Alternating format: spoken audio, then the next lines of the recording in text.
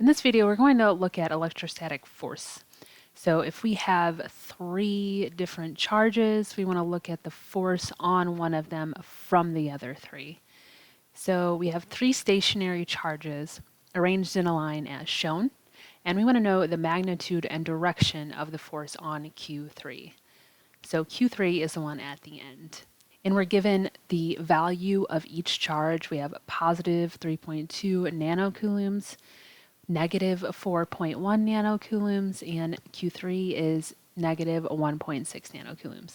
And then we have the distances between Q1 and Q3 and Q2 and Q3.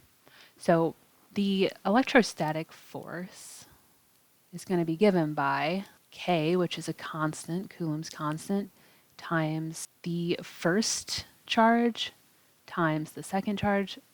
Just for the general equation, I'm going to put A and B. And that's going to be divided by the distance between them squared. So this force is additive, and when you have multiple charges and you want to find the force on one, you have to find the forces between each of the pairs and then add those together.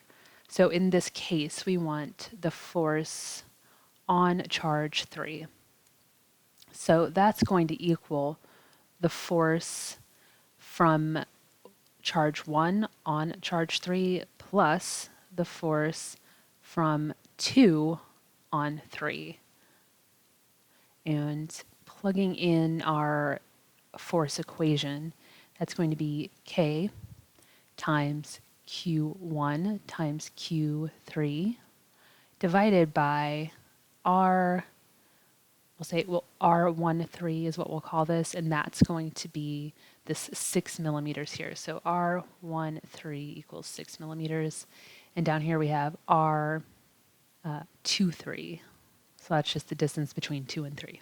And then we're going to add K times Q2 times Q3 over R23 squared. So we're just adding these forces together.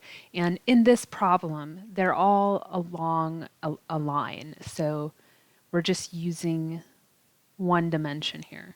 If they were not all along the same line, then we'd have to break it up into x and y components.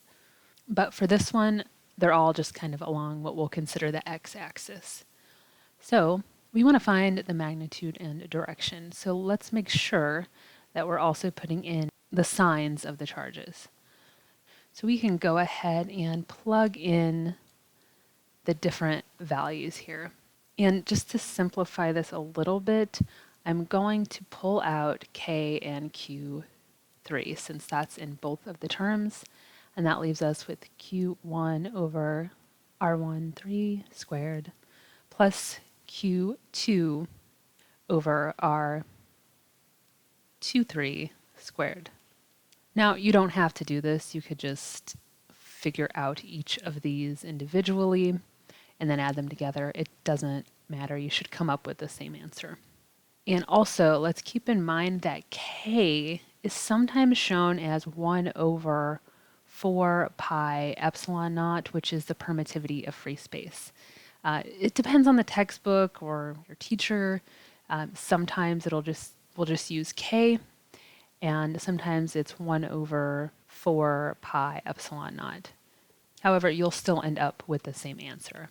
So we're using K, and that's going to be 8.99 times 10 to the 9 newtons times meters squared over coulombs squared for those units.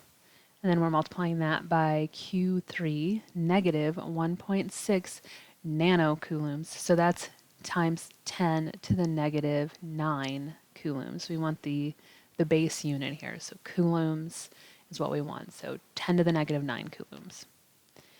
And then we're multiplying that by Q1, which is 3.2 times 10 to the negative 9 coulombs, divided by R13, which is 6 millimeters. So that's 6.0 times 10 to the negative 3 meters, right? Base unit is meters.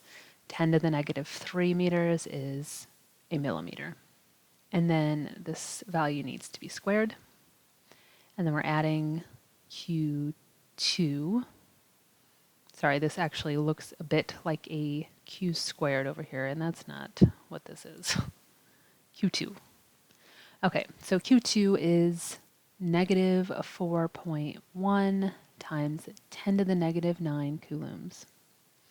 That's divided by R23, so that's 2.2 times 10 to the negative 3 meters, and this is squared. And if you look over at these units for Coulomb's constant, you have newtons times meters squared divided by Coulomb squared. So your meters squared and your Coulomb squared are going to cancel out with the other values, and you're going to get units of newtons, which is what you want for a force. So putting this into a calculator, you should get that our force here is positive 0.0108 newtons. Or if we want to round this to two significant figures and put it in scientific notation, I'm saying 2 because our other values have two significant figures. That's going to be 1.1 times 10 to the negative 2 newtons. And that is our answer here. And so this is positive, which means our force is directed this way in the positive x direction. And that makes sense. So if you look at the values of our charges here, we have the closer charge has the same sign and the value of it is bigger than Q1. So it makes sense that it's going to repel Q3. So like charges repel each other, opposite charges attract each other. And because the closer charge to Q3 is negative and has a bigger value than Q1, then it makes sense that it's going to push it in the opposite direction. So that's how we deal with electrostatic charges. This is a kind of an easier one because they're in a straight line, but you'll probably come across some where you're going to have to break it up into X and Y components, and it still works the same way, but you'll have your force in the X direction and your force in the Y direction. So hopefully that was helpful, and thanks for watching.